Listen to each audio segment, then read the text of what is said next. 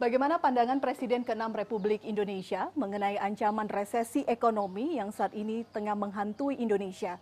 Bagaimana pula pandangan seorang SBY untuk menguatkan proses berdemokrasi di negara ini? Karena sesaat lagi kita akan melaksanakan Pilkada serentak 2020 di tengah pandemi. Lalu apa saja aktivitas SBY sepeninggal istri tercinta Ani Yudhoyono? Saya Elvira Karunisa, Anda menyaksikan CNN Indonesia Special Interview with Susilo Bambang Yudhoyono.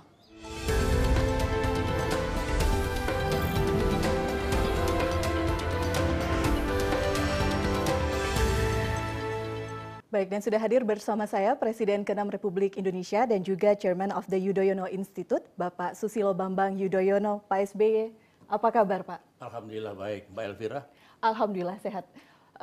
Sebelumnya saya ingin mengucapkan selamat ulang tahun. Terima kasih. Bapak hari ini menginjak usia ke-71 tahun ya Pak ya? Betul. Tetap fit, tetap sehat.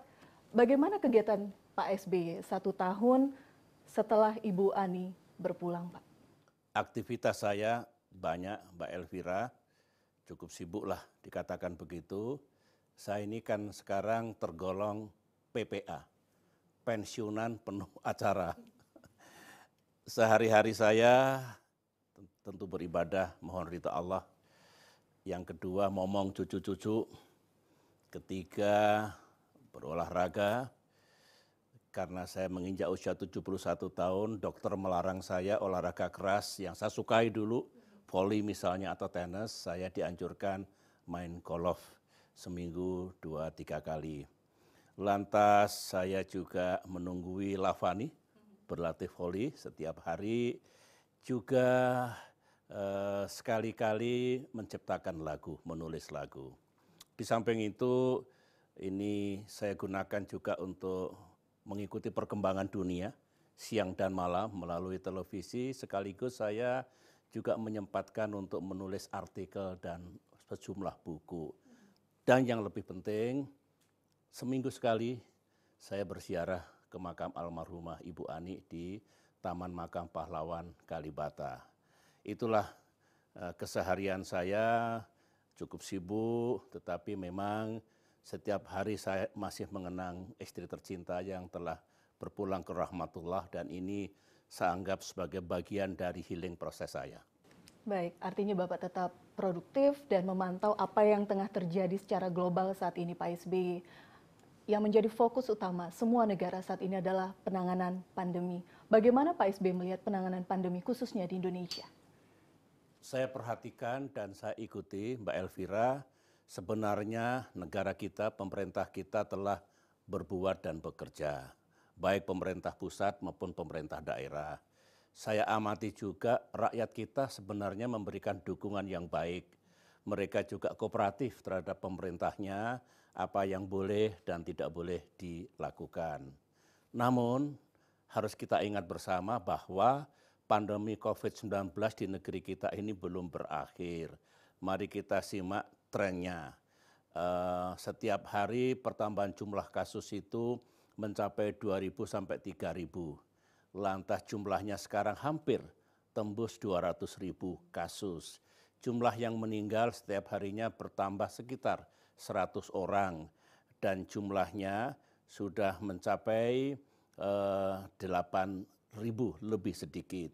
Tentu ini belum aman. Oleh karena itu, saya berpendapat bahwa pemerintah harus terus secara intensif melakukan langkah-langkah penanganan COVID-19 ini, jangan kendor, dan harus sering melakukan evaluasi dan perbaikan. Karena banyak hal yang kita pikir sudah bagus, ternyata harus diperbaiki. Itulah menurut saya bagaimana kita melihat ke depan COVID ini, dan harapan rakyat, harapan kita pemerintah makin bagus dalam menangani COVID ini. Baik. Hal lain yang juga saat ini tengah dinanti adalah vaksin. Berbagai negara termasuk Indonesia menggantungkan harapan vaksin COVID-19 akan segera ditemukan dan bisa diberikan oleh masyarakat.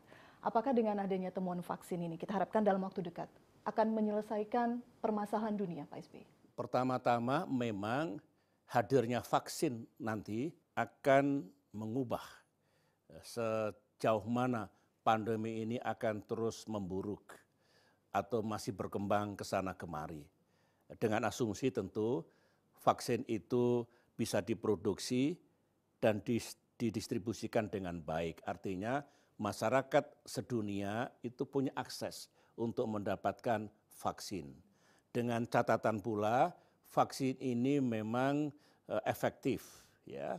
Karena saya mengikuti komentar atau statement dari para ahli pandemi, para dokter, bahkan WHO yang intinya jangan menganggap kalau vaksin sudah ada serta-merta pandemi akan berakhir.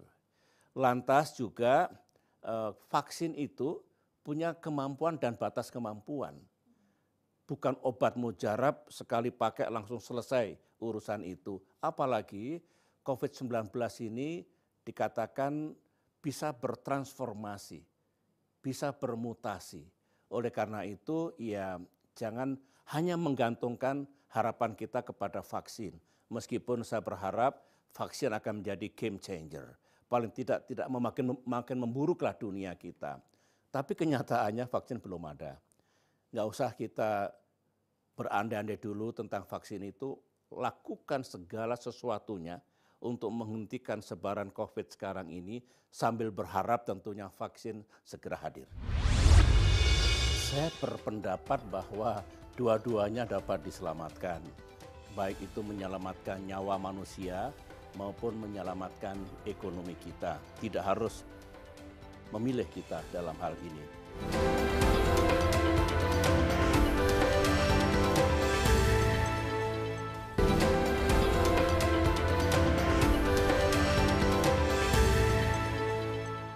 Masih bersama kami di CNN Indonesia Special Interview with Susilo Bambang Yudhoyono. Pak SBY, kita lanjutkan.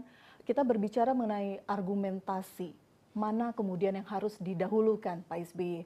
Menyelamatkan nyawa atau menyelamatkan perekonomian? Menurut Pak SBY bagaimana? Saya berpendapat bahwa dua-duanya dapat diselamatkan. Baik itu menyelamatkan nyawa manusia maupun menyelamatkan ekonomi kita. Tidak harus memilih kita dalam hal ini. Nah, yang penting adalah kita tahu prioritasnya, kita tahu sequence-nya. Prioritasnya apa? Adalah to control the disease, hentikan dulu penyebaran COVID-nya. Dan setelah itu dilakukanlah economic recovery, pemulihan ekonomi. Itu pengalaman dari banyak negara yang sukses menangani COVID-19 sekaligus menyelamatkan perekonomian mereka. Sebagai contoh kalau di Indonesia ya, daerah yang tergolong merah harus dilakukan treatment yang benar dan juga pembatasan sosial yang ketat. Agar yang semula daerah itu merah bergeser menjadi hijau, paling tidak kuning. Nah, setelah menjadi hijau atau kuning, dilakukanlah reopening ekonomi kita, pemulihan ekonomi, tetapi tetap dengan kontrol yang ketat dan juga regulasi yang jelas. Dengan demikian, kalau itu dilakukan dengan baik oleh kita ke depan, insya Allah COVID bisa kita hentikan, tapi ekonomi bisa kita cegah untuk tidak jatuh terlalu dalam. Mengenai perekonomian, Pak, sejumlah negara sudah mengklaim negaranya saat ini dalam posisi resesi ekonomi. Ancaman itu juga saat ini berada di depan mata bagi Indonesia. Bagaimana menurut Pak SBY formula yang bisa diterapkan agar kita tidak terlalu terperosok ke dalam jurang resesi? Apakah kemudian pengalaman Pak SBY, formula yang dilakukan pada saat krisis ekonomi di tahun 2008 bisa diberlakukan kembali, Pak? Situasinya memang berat sekarang ini, tidak mudah. Oleh karena itu mencari kebijakan yang ideal juga tidak mudah. Tapi harus punya kita, harus punya solusi, harus punya kebijakan dan tindakan nyata untuk mencegah resesi kita terlalu dalam dan berkepanjangan. Nah, sebenarnya bisa kita lihat seperti ini. Apakah yang disebut kebijakan ekonomi? What is economic policy? Itu tiada lain adalah solutions to economic problems. Artinya apa? Mari kita bedah apa yang menyebabkan krisis ekonomi di negeri kita ini, juga di dunia. Kita mengalami krisis sekarang ini, ekonomi maksud saya, karena pandemi COVID-19 yang sangat agresif dan meluas. Jadi sebenarnya kalau diajarkan kepada kita, ketahui masalahnya dan hilangkan masalah itu, pertama-tama memang hentikan dulu penyebaran COVID-19 ini sampai batas yang aman di negeri kita. Baru kita lakukan pemulihan ekonomi secara intensif. Nah, kalau kita bicara ekonomi itu sendiri, sama. Apa masalah ekonomi yang kita hadapi sekarang ini? Kalau saya bisa menyimpulkan 4 sebenarnya yang sangat fundamental. Pertama, pertumbuhan anjlok. Kita tahu komponen pertumbuhan dari sektor real seperti apa, dari sektor apakah consumption, government spending, investment, dan neto dari ekspor dan impor seperti apa, perbaiki di situ. Yang kedua, unemployment, pengangguran besar dan meluas di mana-mana. Harus punya cara untuk mengatasi pengangguran. Nah, yang ketiga adalah memang kemiskinan meningkat. Mengapa? Banyak saudara kita sulit memiliki penghasilan dan daya beli yang baik, termasuk karena pengangguran itu. Dan yang keempat, dunia usaha. Sebagian lumpuh, termasuk UMKM. Inilah yang harus menjadi tujuan atau sasaran pemerintah jangka menengah ke depan ini untuk melakukan economic recovery. Jadi kalau ditanya kebijakan seperti apa, ya itu. Nah, kalau ditanya apakah pengalaman mengatasi krisis 2008 dulu dapat kita pedomani atau paling tidak masih relevan, menurut saya masih. Yang membedakan krisis 2008 dengan sekarang ini, kalau dulu penyebabnya itu financial crash di Amerika Serikat dengan cepat merambat ke negara-negara maju dan seluruh dunia.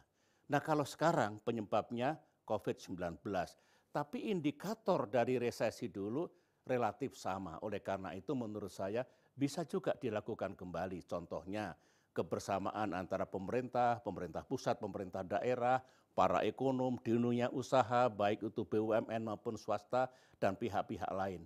Jadi itu penglihatan saya.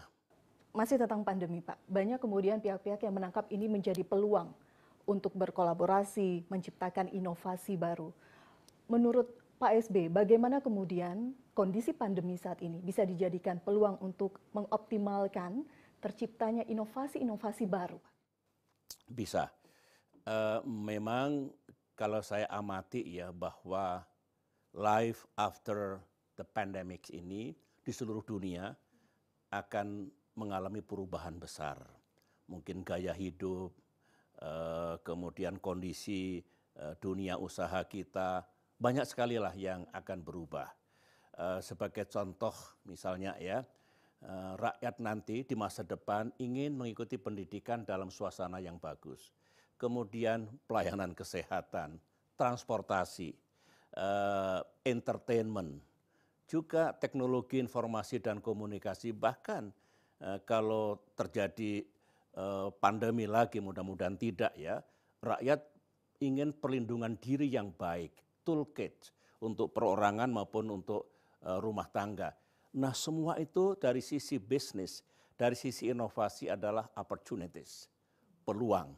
Oleh karena itu bagus kalau Indonesia juga sudah mengintip peluang seperti apa yang bisa didapatkan, baik itu negara atau pemerintah, para inovator, para ahli teknologi, dunia bisnis, dan juga masyarakat. Tapi sebelum kita bicara peluang, mari kita atasi dulu krisis sekarang ini. Kita hentikan dulu pandemi COVID-19 di negeri kita, pulihkan ekonomi, dan pada saatnya akan dapatlah kita kesempatan itu. Baik, kita nanti akan berbincang lebih lanjut Pak, mengenai bagaimana menguatkan demokrasi di Indonesia, karena sesaat lagi akan ada pelaksanaan Pilkada serentak Desember 2020 mendatang. Kita jeda dulu Pak SB, kami akan kembali sesaat lagi. Apa yang saya ikuti di seluruh dunia memang faktor manajemen dan kepemimpinan pemerintah, termasuk pemerintah daerah itu menentukan keberhasilan dalam menangani atau mengatasi COVID-19.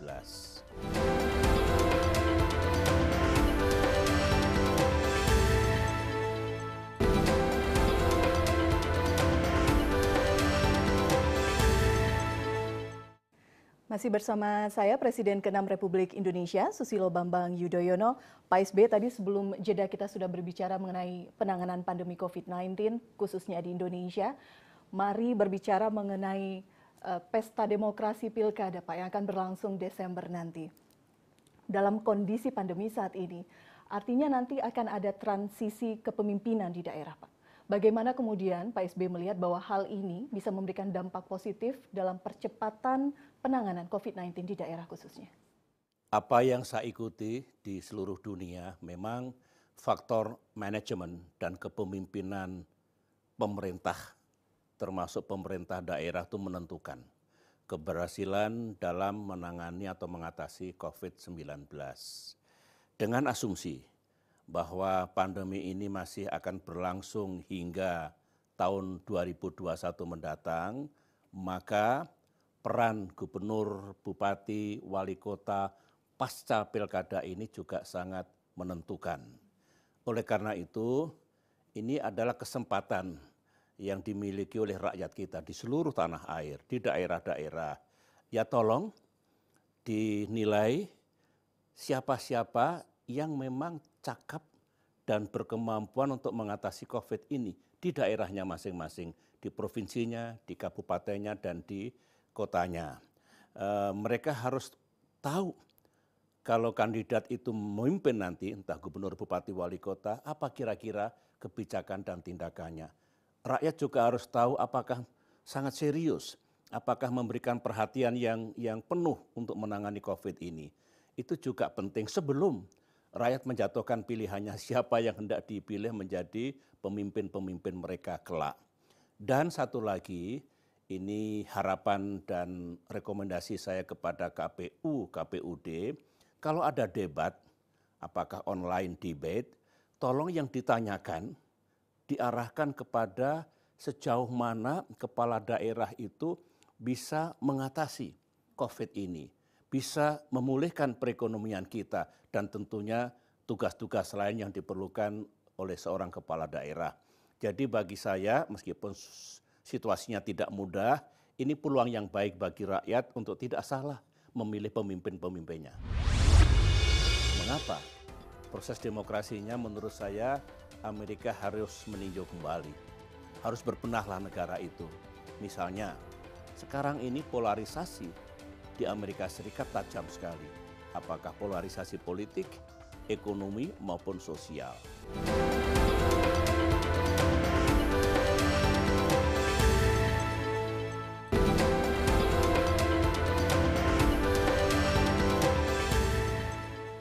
Masih bersama saya, Presiden ke-6 Republik Indonesia, Susilo Bambang Yudhoyono. Berbicara mengenai pesta demokrasi, kita bergerak sedikit Pak ke Amerika Serikat yang akan segera melangsungkan pemilihan presiden juga November mendatang. Siapapun yang terpilih nanti, saat ini posisinya masih belum ketahuan Pak ya, siapa yang kemudian akan unggul sementara. Siapapun yang terpilih nanti dan menjadi Presiden Amerika Serikat selanjutnya. Apa yang kemudian bisa memberikan dampak bagi hubungan kemitraan strategis Indonesia dan Amerika, Pak? Pertama-tama saya tidak mengenal baik ya, tidak bersahabat dengan Presiden Trump. Karena waktu saya memimpin Indonesia dulu, mitra saya, counterpart saya adalah Presiden Bush dan Presiden Obama. Yang saya ketahui, kedua pemimpin Amerika itu memiliki perhatian yang tinggi untuk memelihara hubungan bilateral dengan Indonesia dan bahkan punya komitmen untuk selalu meningkatkan kemitraan strategis di antara Amerika dan Indonesia. Nah, kita juga tidak tahu seperti Mbak Elvira tadi, who will be the winner, apakah Trump terpilih kembali atau Joe Biden menjadi presiden baru Amerika Serikat. Harapan saya, harapan kita, siapapun yang menjadi presiden Amerika Serikat nanti tetaplah memberikan perhatian yang cukup pada Indonesia sebagai mitra strategis Amerika Serikat. Saya ingin tentunya kemitraan strategis yang saya bangun bersama Presiden Obama dulu makin berlanjut. Indonesia negara besar juga. Kita anggota G20, terbesar ekonomi di Asia Tenggara. Sepatutnya Amerika Serikat memberikan perhatian yang baik terhadap Indonesia. Ini pandangan pribadi saya ya. Kalau Amerika hanya mementingkan kepentingan nasionalnya semata, America First, tetapi sangat ekstrim dan berlebihan sama dengan nasionalisme sempit, tidak bagus bagi dunia. Tidak bagus juga bagi masa depan hubungan Indonesia dan Amerika Serikat. Baik, Amerika adalah negara adik kuasa Pak SBY. Bagaimana kemudian kita melihat proses berdemokrasi di Amerika ternyata masih dihadapkan oleh banyak isu demokrasi. Melihat dari negara adik kuasa ini, bagaimana contoh yang bisa kita lihat Pak SBY dalam proses berdemokrasi? Iya, tidak mudah ini untuk menjelaskannya. Tapi begini, dulu atau selama ini Amerika itu dipandang sebagai champions of democracy, sebagai contoh dan model yang baik yang dunia katanya perlu belajar kepada Amerika Serikat. Oleh banyak kalangan di dunia juga, Amerika itu dianggap menonjol dalam urusan demokrasi dan hak-hak asasi manusia, dalam bidang justice and rule of law, di bidang kerukunan antar identitas yang berbeda-beda. Itu dulu. Bahkan katanya ya enggak apa-apalah Amerika menjadi polisi dunia, global cop, supaya menegur negara-negara yang tidak benar, katanya. Meskipun saya nggak setuju juga. Nah sekarang banyak yang berpikir ulang. Mengapa? Proses demokrasinya menurut saya Amerika harus meninjau kembali. Harus berbenahlah negara itu. Misalnya, sekarang ini polarisasi di Amerika Serikat tajam sekali. Apakah polarisasi politik, ekonomi maupun sosial. Yang kedua, kita lihat juga hubungan antar ras tidak mesra. Sebagaimana yang kita ikuti bulan-bulan terakhir ini, memburuklah. Lantas sepertinya keadilan juga ada tebang pilihnya dan banyak hal yang menurut saya Amerika tidak seperti dulu. Oleh karena itu ternyata proses berdemokrasi itu panjang. Belum tentu negara yang maju, yang matang demokrasinya selalu lulus atas ujian sejarah. Dan kita harus belajar juga untuk negeri kita, pandai-pandailah kita merawat demokrasi kita. Berbicara mengenai sistem demokrasi, banyak ilmuwan politik yang kemudian memberikan pendapatnya, argumennya. Negara-negara yang menerapkan sistem demokrasi ternyata kesulitan dalam penanganan pandemi COVID-19 ini. Pak SBY sependapat dengan itu? Saya tidak sependapat. Saya tidak setuju. Mungkin terlalu disederhanakan. Jangan sampai 1-2 kasus digeneralisasi seperti itu. Ya, kebetulan yang menjadi contoh ini negara yang demokratis dengan negara yang dianggap kurang demokratis ini menunjukkan analisis itu. Contoh, Amerika, demokrasi liberal dianggap gagal dalam menangani COVID-19.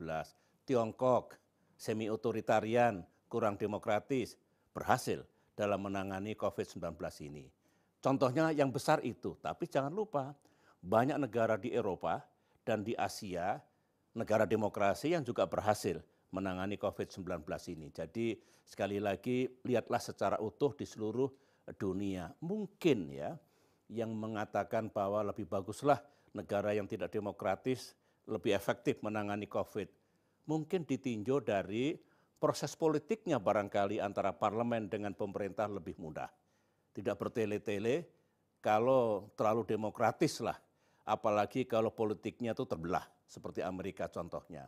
Yang kedua barangkali juga kalau negara demokratis itu atas nama kebebasan, atas nama human rights, itu rakyatnya sulit diatur, tidak selalu patuh pada pemerintahnya, bahkan sering protes, mungkin ya. Tetapi pengalaman juga yang saya lihat sekarang selama ini, meskipun ada proses politik yang panjang, meskipun ada demonstrasi atau protes-protes, tapi penanganan COVID juga berjalan dengan baik. Dengan demikian masalahnya bukan itu, bukan karena sistem politik, tetapi oleh banyak hal, masalah kepemimpinan dan manajemen, masalah hubungan antara pemimpin politik dengan ilmuwan, dengan ahli pandemi, kemudian bagaimana menjelaskan kepada rakyat berapa besar anggaran yang diperlukan, kebijakannya dan sebagainya. Jadi lebih pada soal itulah, jadi bukan karena sistem politik menurut pandangan saya. Oke, harapan lainnya adalah bagaimana di tengah penanganan pandemi kita juga bisa menjadi negara yang maju dan kuat. Bagaimana kemudian kita bisa membangun optimisme ini? Kita akan berbincang sesaat lagi. Pak SBY, tetap bersama kami akan kembali saat lagi dalam CNN Indonesia Special Interview with Susilo Bambang Yudhoyono. Bahwa Partai Demokrat itu adalah partai tengah, bukan partai kiri atau partai kanan. Kami menghormati pluralisme dan kader-kader Demokrat itu sangat majemuk, dari Sabang sampai Merauke.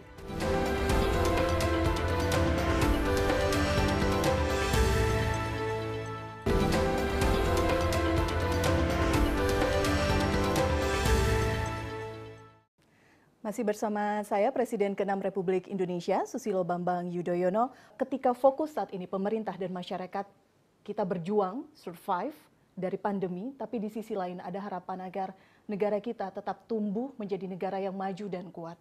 Bagaimana kemudian Pak tetap membangun optimisme itu?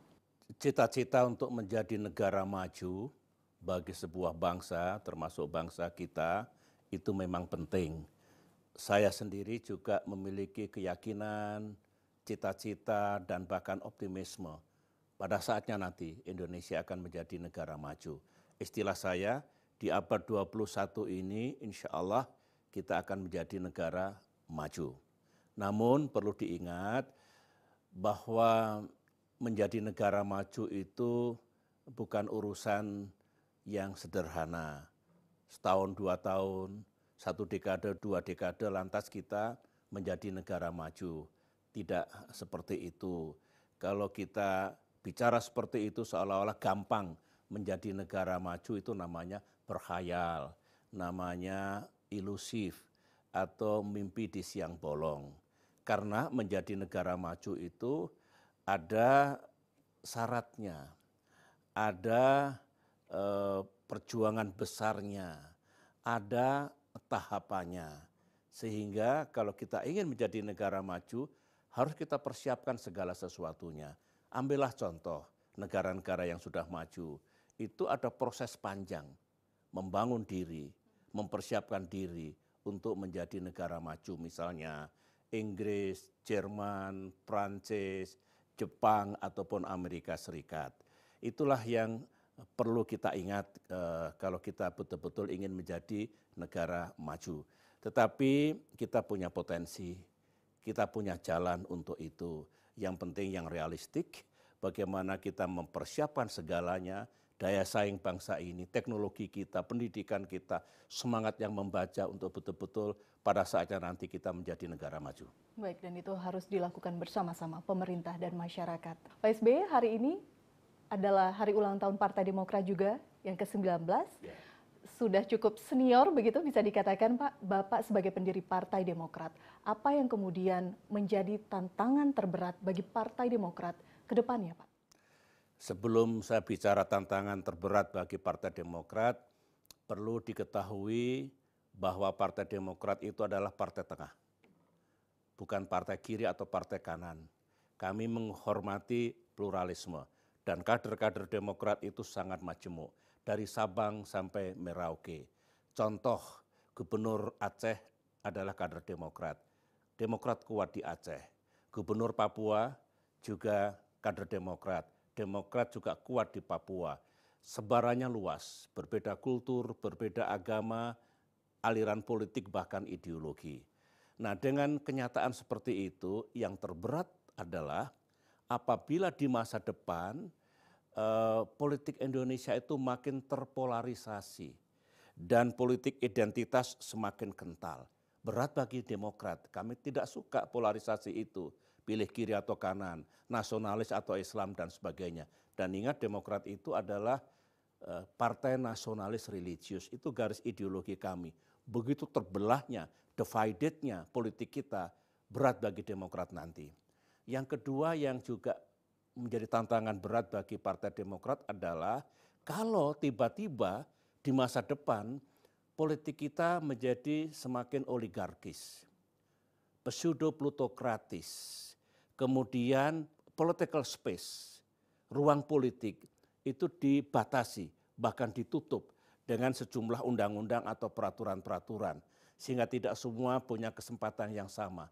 Itu menjadi berat Apalagi Partai Demokrat sekarang ini tidak berada di pemerintahan. Itulah yang menjadi tantangan, tapi saya yakin Partai Demokrat sekarang dengan kepemimpinan baru, dengan semua kader-kadernya akan bersiap diri menghadapi kedua tantangan itu. Sambil berharap sebetulnya janganlah makin terpolarisasi politik di negeri kita ini dan janganlah identitas itu menjadi belahan masyarakat kita.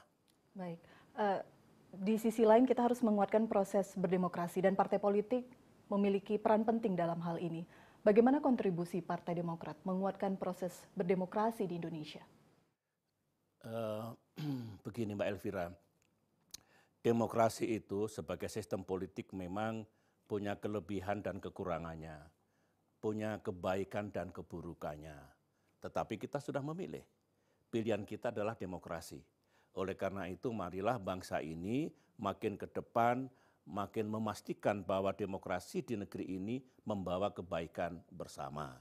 Kalau ditanya lantas apa yang bisa dikontribusikan oleh Demokrat untuk mematangkan demokrasi kita, saya bisa menyebut beberapa hal. Demokrat akan terus berkontribusi agar pertama politik atau demokrasi di negeri ini makin damai, makin tertib dan tidak anarkis. Yang kedua, demokrasi kita juga makin fair atau adil, di mana memberikan persamaan kesempatan kepada semua pelaku demokrasi, equality of the opportunity. Yang ketiga, sebagaimana yang saya sebutkan tadi, Demokrat akan berjuang agar politik tidak semakin terpolarisasi. Jangan sampai politik identitas menjadi-jadi. Yang keempat, Demokrat juga ingin demokrasi kita ini janganlah menutup jalan atau membatasi warga negara untuk menggunakan haknya. Baik hak untuk memilih maupun hak untuk dipilih. Supaya ada fairness lah di situ. Nah yang kelima atau yang terakhir ini pandangan saya, Demokrat akan terus berjuang pula agar biaya pemilu dan pilkada ini tidak semakin mahal. Dan dipastikanlah pemilu pilkada ini negaranya netral. Aparat keamanan dan penegak hukum juga netral. Sehingga menjadi adil, siapa yang punya kapasitas, siapa yang punya integritas yang bagus, siap memimpin, dialah yang menjadi pemimpin dimanapun, di pusat maupun di daerah.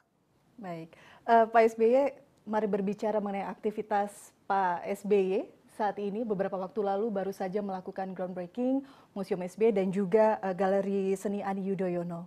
Kemudian juga menarik ini Pak, mendirikan klub bola Lavani yang akan segera bertanding juga di Proliga 2021. Apa harapan Bapak untuk kedua hal ini dan apakah ini artinya Pak SBY akan menepi sejenak dari politik?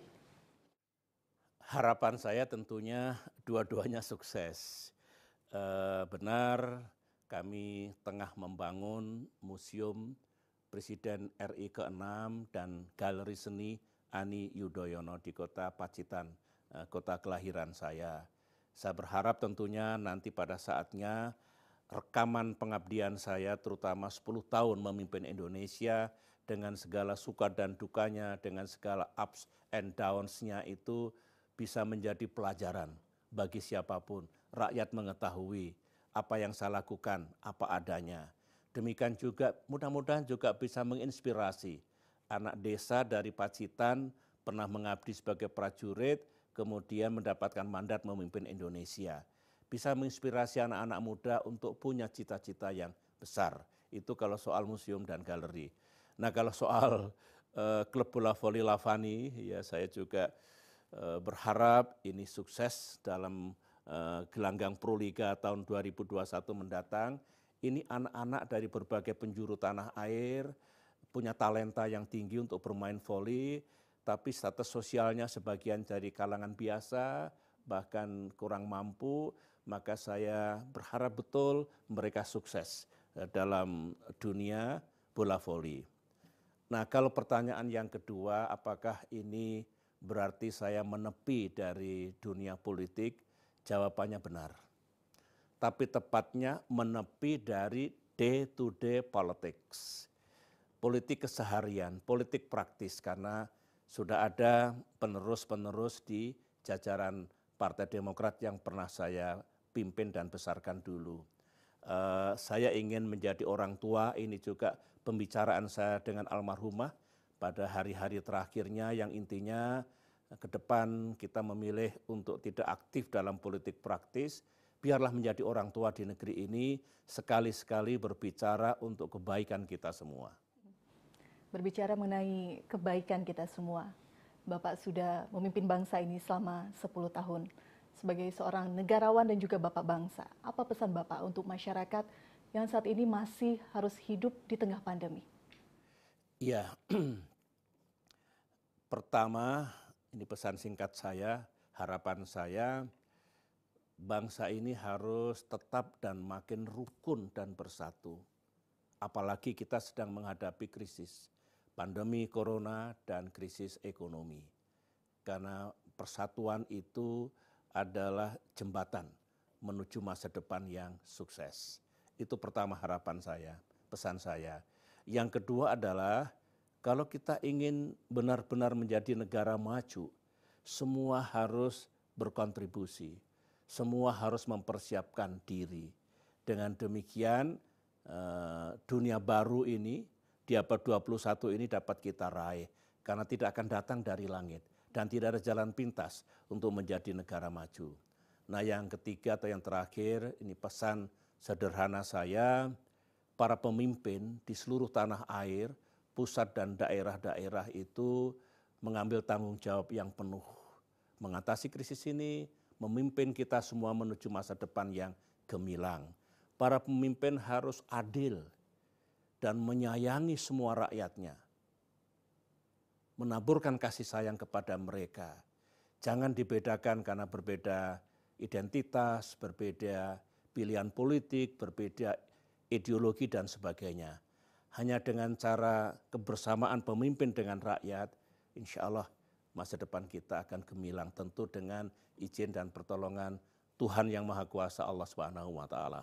Amin. Harapannya seperti itu. Pak SBY, terima kasih sekali lagi untuk waktu Anda berbincang dengan CNN Indonesia. Selamat ulang tahun, Pak. Sehat-sehat selalu. Terima kasih. Kita ketemu lagi, Pak. Semoga di lain kesempatan. Baik. Terima kasih juga bagi Anda yang sudah bersama kami menyaksikan CNN Indonesia Special Interview with Susilo Bambang Yudhoyono. Saya Elvira Khairunisa. Terima kasih. Sampai jumpa.